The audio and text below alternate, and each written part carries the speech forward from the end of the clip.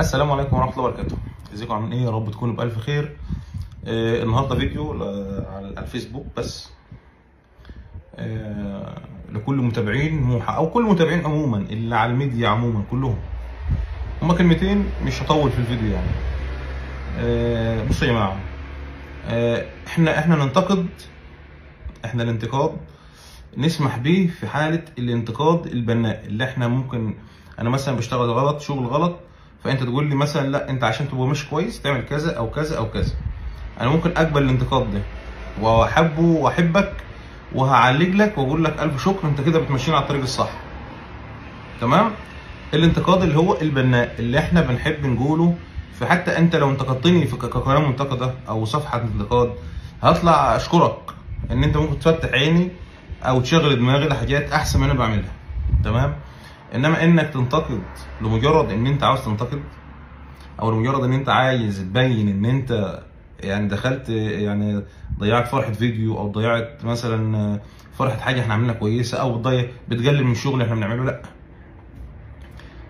احنا الفيسبوك يا جماعه في ناس، الفيسبوك طياري، يعني في ناس طياري كده بتخش تعلق، ترمي الكلمه او ترمي التعليق وخلاص، اللي مجرد ان ممكن مثلا يعني في شويه حاجات مثلا زعلانه، شايفاك ان هي في حاجه عندك انت مش عندها، هي مش عارفه تعمل زيك، هي مش عارفه تعمل. يعني قناه موحى ياسر، صفحه موحى ياسر على اي منصه، موحى ياسر معروفه ان هي انسانه ماشيه مع كده مش كده. ده حقيقي. انا جاي تعليق بقول الناس دي الستات دي مش لها رجاله تلمها من اللي هي بتعمله. طب احنا او في نفس التعليق نفس واحده تقول لك، او واحد معرفش يعني تقول لك هي ايه قله الادب دي. طيب احنا محترمين يلي بتنتقدوا حاجه انتوا بتشوفوها غلط. هل موحى ياسر دي او جوزها مثلا اللي هو انا بصورها مثلا بترقص، بصورها مثلا وهي بتعمل حاجه غلط، بصورها بتعمل روتين مثلا وبتوطي وبتقف وبتبين حاجات، يعني انا بعمل كده؟ انا بصور مراتي في كل الشغل بتاعها، بصور مراتي في كل الشغل بتاعها. تمام. ودي مش يعيبني، دي مش يخليني ازعل، دي مش يخليني. انا راجل صنايعي ومعظم الناس انا صنايعي بشتغل في الطوب، بس انا خلاص انا الوقت حاليا انا معايا عامل مشروع الزبده، ويعتبر مشروع الفطير هو معايا، يعني مناصفه بينه وبينها في الشغل ده. هو ده مش مشروع، ده شغل. هو ده مش شغل. خلينا احنا مش عندنا يوتيوب وشغالين في الشغل ده، ودي مش شغل. ده شغل ولا مش شغل؟ شغل. انا ما يهمنيش حد عموما، يعني انا ما يهمنيش حد. انا عارف ان الحمد لله ربنا بيرضيني، ربنا بيكرمني. شغلي طول السنه، الناس اللي متابعانا وعارفين احنا الحمد لله طول السنه بنشتغل في الزبده وفي القشطه وفي كل حاجه، ومشغلين ومشغل ناس معايا ومشغل ناس حواليا، كل حاجه شغال فيها.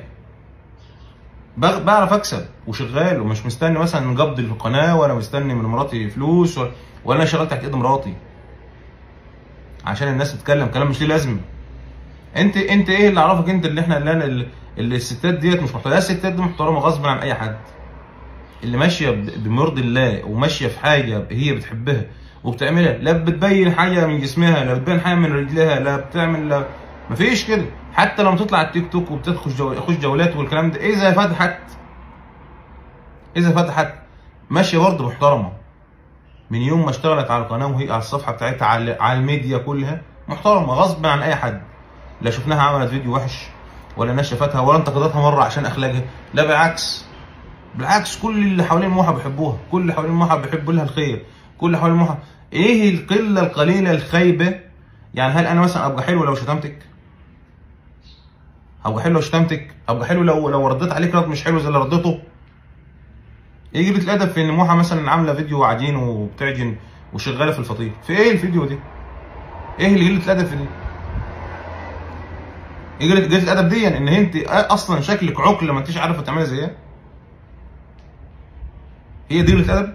قله الادب اللي انت اصلا مش عندك اخلاقها؟ قله الادب ان انت مش متربيه زي ما هي متربيه؟ ولا قله الادب ايه بالظبط؟ انت داخل تشوف، انت بتشوف محتوى. امال الناس اللي بتطلع ترقص دي الناس تخش تسقف لهم ليه؟ هو دي المحتوى اللي انتوا عايزينه؟ هو ده المحتوى اللي الناس عايزاه؟ هو ده المحتوى اللي الناس بتحبه؟ هو ده المحتوى اللي انا احب اشوف ياسر عليه ولا اشوف محمد عليه؟ ليه؟ عشان ايه؟ انت مش عاجبك الصفحه ما تخشهاش وخلاص. مش عاجبك الفيديو ما تعلقيش. حاسه ان انت مقهوره جو تعبانه ووشك بحمار ساعه ما تشوفي موحه، ما تخشيش يا ستي. ما تخشيش.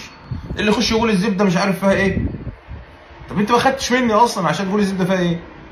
يقول الزبده دي محطوط عليها عجين، انت ما شفتهاش اصلا. انت شفت خدت مني زبده وقلت؟ طب يا جماعه اللي خد مني زبده وطلع فيها عيب يطلع يقول لي على القناه، يطلع يقول لي على الصفحه، يطلع يقول. اللي خد فطيره وطلع في عيب يطلع يقول. اللي خد مش عارف اللي خد مني اي حاجه وفيها عيوب يطلع يقول. بس هي فيها ايه يعني؟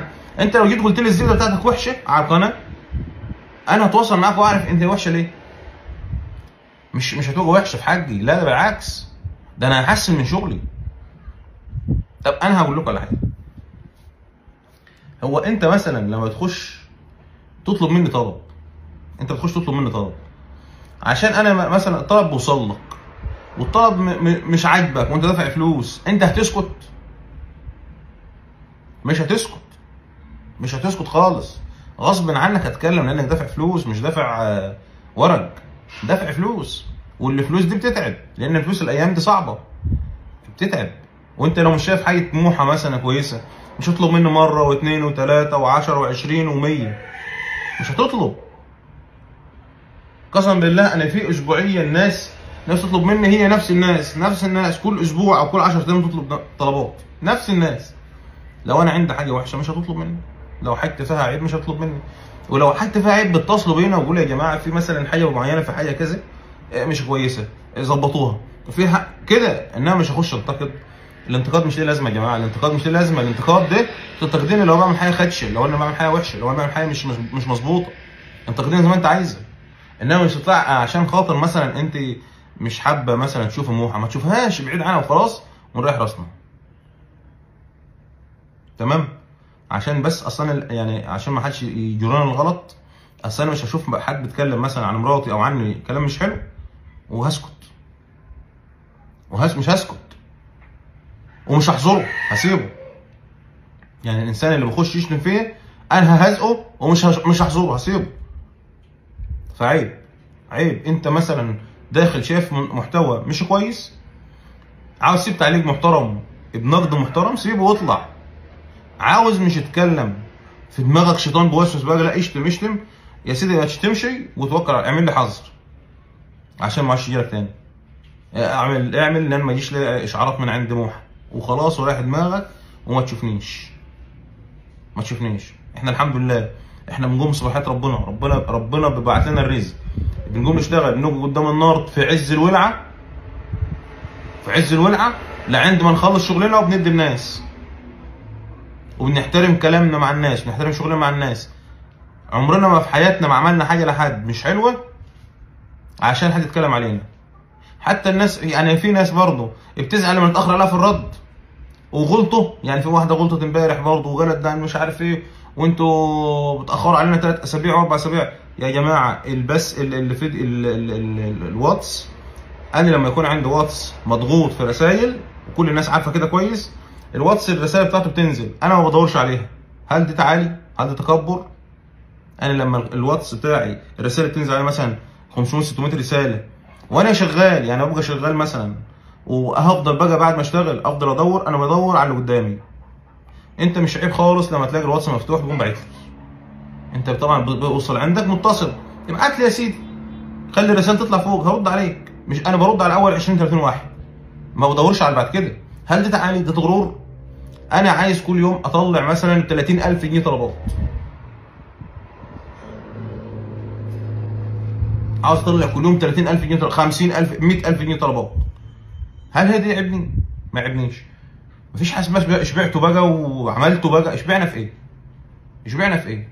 انت بناخد منك حاجه بنطلع مكانها حاجه، بناخد منك حاجه بنطلع مكانها حاجه. تدفع لي 1000 جنيه وراح اشتري لبن مثلا بكذا وبشتري دقيق بكذا بيطلع لي ايه يعني؟ ايه اللي بيطلع لي في الكلام ده كله؟ ايه اللي بيطلع لي عشان الناس تفكر كده فكرات مش لها لازمه؟ اتعليتوا وبقيتوا ومش عايزين تعملوا الناس وشبعتوا. ايه احنا شبعانين طول عمرنا، حتى واحنا فقراء كنا شبعانين. بس هو الوقت حاليا انا غصب عني انا قلت للجماعه اللي على الفيسبوك يا جماعه ابعتوا لنا على رسائل الفيس، وقلت للتيك توك ابعتوا لنا على رسائل التيك توك، وقلت للقناه ابعتوا على القناه، وقلت للواتس ابعت على الواتس. اعمل ايه اكتر من كده؟ اني برد على ده كله؟ انتوا في ايه يا جماعه؟ في ايه يا جماعه؟ احنا بنرد على ده كله، مش حد يطلع يهزئ ويتكلم واحنا هنسكت. مش هنسكت، انا مش هسكت لحد عشان ما حدش يزعل مني. يعني انا ان سكت بسكت عشان خاطر كظمان الغيظ، ككاظم غيظ فقط. انما قسم بالله اللي هيخش يتجرأ في كلمه على الواتس او على اي حاجه انا هزعله، اقول له كلام مش حلو. انت مش عاجبك شغل معمار او شغل ابو عمار ما تطلبش. غبت اسبوع، غبت 10، غبت 100، ما انا مش هتكون عندي الحاجه وهعينها. بالذات الحاجات بتاعت اللبن دي ما بتتعنش. انا لو عندي مثلا 100 كيلو زبده هطلعها في يوم، بس انا هجيب منين؟ طيب الجو حار، شايفين الجو عامل ازاي؟ طب انا قاعد مش شغال عشان قله اللبن، مفيش، قاعد اهو. حد يطلع يقول لي بقى انت مش عايز تاخد طلبات وانت بتطنش. انا ما بطنش حد، بالذات الزباين بتاعتي اللي انا مسجلها عندي زبون. يعني ممكن اطنش حد جديد، انما الزبون ما اطنشوش، لان انت واخد مني مره واتنين وعارف شغلي. ما تجيش انت بقى يا زبوني انت اللي انا عارف شغلي بديك عليا حد تغلط فيا وتتكلم معايا كلام مش له لازمه. بس اللي بعلم عليه اكس ما بيجيش ليا تاني، ومش بعمل لحد حاضر، انا ما بعملش لحد حاضر اهو. بس اللي بعلم عليا، اللي انا بعلم عليه اكس ما بيرجعش على شغله تاني، ما بدوش حاجه من عندي حتى لو هو مين. فانا يا جماعه يا ريت نتقي الله في كلامنا مع الناس. اعرف ان انت بتقول لي كلمه تتحاسب عليها. الجماعه اللي واقفين هنا دول مش واقفين كده بيتفرجوا عليك، لا بيتفرج، ده بيكتبوا. خليك دايما فاكر ان انا لما اخش اكتب كلام على ياسر اكتبه باحترام، عشان انا الكلمه اللي بقولها انا هدى عليك وهتحاسب انا عليك، وممكن اشتمك زي نفس الشتيمه. والناس دي بتكتب، ما تبطلوش، ما تبطلوش. وبيننا وبين بعض انا ما شفتكش ولا انت تعرفني، اللي بيشتم ده ما يعرفنيش، ما يعرفنيش الا من شاشه. فخلي بالكم يا جماعه عشان خاطر ربنا يسترها معانا كده، كلنا نتقي ربنا في اللي احنا بنعمله. واعرف ان انت مش احسن مني، لو انت ابن وزير انت مش احسن مني عشان ارد عليك. بس السلام عليكم.